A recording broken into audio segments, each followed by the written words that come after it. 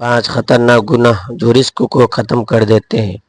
نبی کریم صلی اللہ علیہ وسلم نے فرمایا، جو شخص یہ 5 گناہ کرتا ہے وہ پوری زندگی غریب رہتا ہے۔ اور وہ 5 گناہ کون سے ہیں؟ نمبر 1، بسم اللہ الرحمن الرحیم۔ ایک بار حضرت سیدنا مولا علی کے بارگاہ میں ایک شخص سے حاضر ہوا اور عرض کرنے لگے، اے علی، دنیا میں کچھ لوگ ایسے بھی لوگ امیر خاندان میں پیدا ہوئے، مگر جب وہ فوت ہوئے تو غریب تھے، لیکن ان کا رزق کبھی ختم نہیں ہوا۔ اس کے برعکس دنیا میں کچھ ایسے بھی جو کچھ عرصے کے لیے امیر بنتے ہیں، لیکن پھر وہ دوبارہ غریب ہو جاتے ہیں، ان سے رزق چھن جاتا ہے۔ اس شخص نے پوچھا، یا علی، وہ کون سے گناہ ہیں جو رزق میں کمی لاتے ہیں یا اسے ختم کر دیتے ہیں؟ سیدنا علی رضی اللہ تعالیٰ عنہ نے فرمایا، اے انسان، 5 ایسے گناہ ہیں جنہیں کرنے سے رزق ختم ہو جاتا ہے اور آہستہ آہستہ اس میں برکت بھی اٹھا لی جاتی ہے۔ اس شخص نے دوبارہ پوچھا، یا علی، وہ 5 گناہ کون سے ہیں؟ حضرت علی رضی اللہ تعالیٰ عنہ نے فرمایا، نمبر 1، سود کھانا۔ رسول اللہ صلی اللہ علیہ وسلم کے پاس حضرت جبرائیل علیہ السلام اللہ کا حکم لے کر حاضر ہوئے اور فرمایا، اے اللہ کے نبی، جو لوگ سود کا کاروبار کرتے ہیں، سود پر چیزیں خریدتے یا دیتے ہیں، قیامت کے دن ان کے چہرے مسخ کر دیے جائیں گے۔ ایک مرتبہ رسول اللہ صلی اللہ علیہ وسلم لوگوں سے خطاب فرما رہے تھے۔ آپ صلی اللہ علیہ وسلم نے فرمایا، لوگوں، تم میں سے کون ہے جو اپنی ماں کے ساتھ زنا کرنا پسند کرے گا؟ لوگوں نے عرض کیا، یا رسول اللہ صلی اللہ علیہ وسلم، ہمیں اس گناہ سے سخت نفرت ہے۔ آپ صلی اللہ علیہ وسلم نے فرمایا، جو گناہ سود کے کاروبار میں ہے وہ اس سے بھی بڑا ہے۔ جو شخص سود کا مال لیتا ہے یا دوسروں کو سود پر دیتا ہے، وہ اپنی رزق کی بربادی کا سبب خود بنتا ہے، اور یہی اصل وجہ ہے رزق کی ختم ہونے کی۔ شیخ سعدی رحمۃ اللہ علیہ فرماتے ہیں، ایک بار نیا مکان خریدنا چاہتا تھا۔ ایک شرابی میرے پاس آیا اور کہا، حضرت، فلاں محلے میں ایک خوبصورت مکان ہے، آپ اسے خرید لیں، میں اسی محلے کا ہوں، تو میرا ہمسایہ بن جاؤں گا، مکان میں کوئی عیب نہیں ہے۔ شیخ سعدی رحمۃ اللہ علیہ فرمانے لگے، اے نادان، اس سے بڑا اور کیا عیب ہو سکتا ہے کہ تو میرا ہمسایہ ہے، تو سود کا کاروبار کرتا ہے، سود سے بڑا کوئی عیب نہیں۔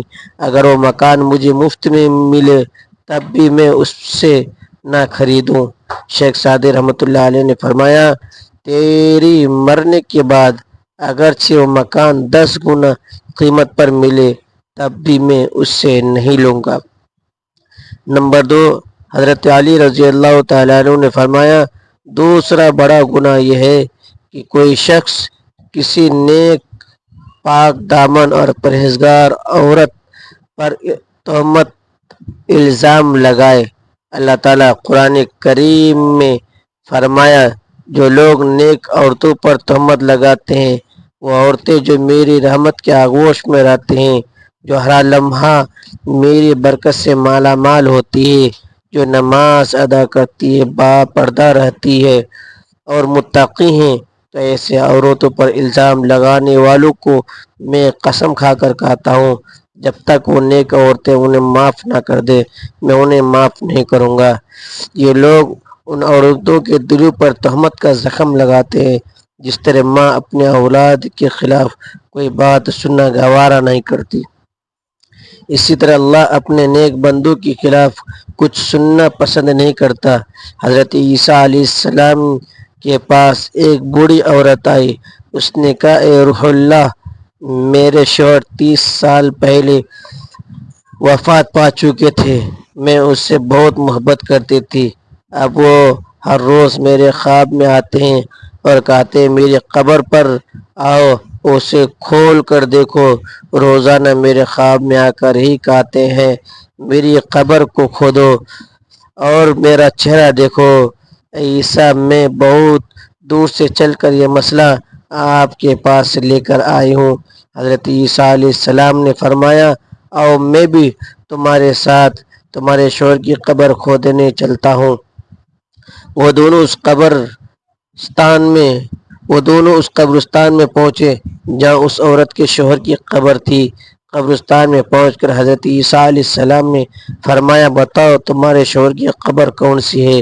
وہ عورت نے ہاتھ کے اشارے کرتے ہوئے کہا، وہ ہے قبر۔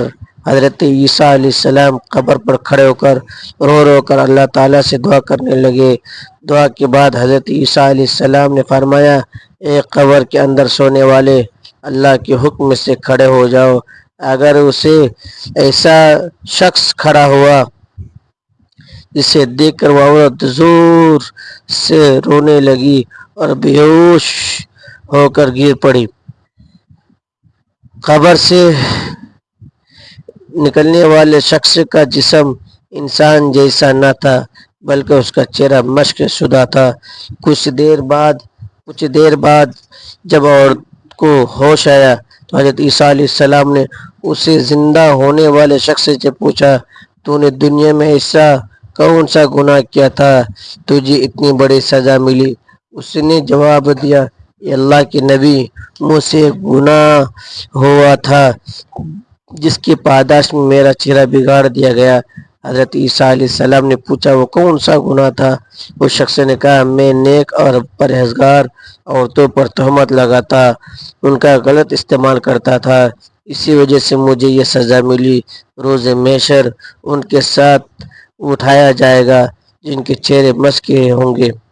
نمبر 3، حضرت سیدنا علی رضی اللہ تعالیٰ عنہ نے فرمایا، اللہ تعالیٰ کے ساتھ کسی کو شریک ٹھہرانا بہت بڑا گناہ ہے۔ اللہ کے ساتھ شرک مت کرو۔ روز محشر اللہ تعالیٰ ہرگز گناہ معاف نہیں کر سکتا ہے، چاہے وہ زمین و آسمان کی وسعتوں سے بھی بڑا ہو۔ اگر وہ چاہے تو معاف کر دے، مگر شرک کرنے والے کو کبھی معاف نہیں ملے گی۔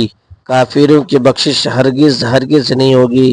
نمبر 4، حضرت علی رضی اللہ تعالیٰ عنہ نے فرمایا، چوتھا گناہ کسی پر جادو کرنا ہے۔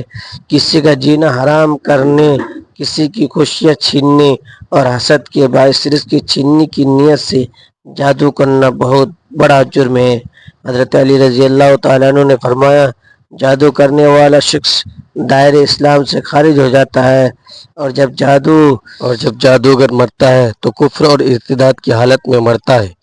جادوگر کی موت کبھی بھی حالت ایمان پر نہیں ہوتی۔ نمبر 5، حضرت علی رضی اللہ تعالیٰ عنہ نے فرمایا، کسی کو تکلیف دینا بھی بہت بڑا گناہ ہے۔ کسی کو دکھ دینا، کسی کا جینا حرام کر کے خود خوش ہونا، کسی کو رلا کر اپنا دل خوش کرنا، یہ سب وہ گناہ ہیں جن کی وجہ سے رزق ختم ہو جاتا ہے۔ حضرت علی رضی اللہ تعالیٰ عنہ نے فرمایا، ان 5 قسم کے لوگوں سے اللہ تعالیٰ روز قیامت سخت حساب لے گا اور دنیا میں ان سے رزق چھین لیا جاتا ہے۔ اللہ تعالیٰ ہمیں دین کی مکمل سمجھ عطا فرمائے اور نیکوکاروں میں شامل کرے، آمین ثم آمین یا رب العالمین۔ ناظرین، ویڈیو اچھی لگی تو ویڈیو کو لائک کریں، شیئر کریں، چینل کو سبسکرائب کریں۔ اللہ حافظ۔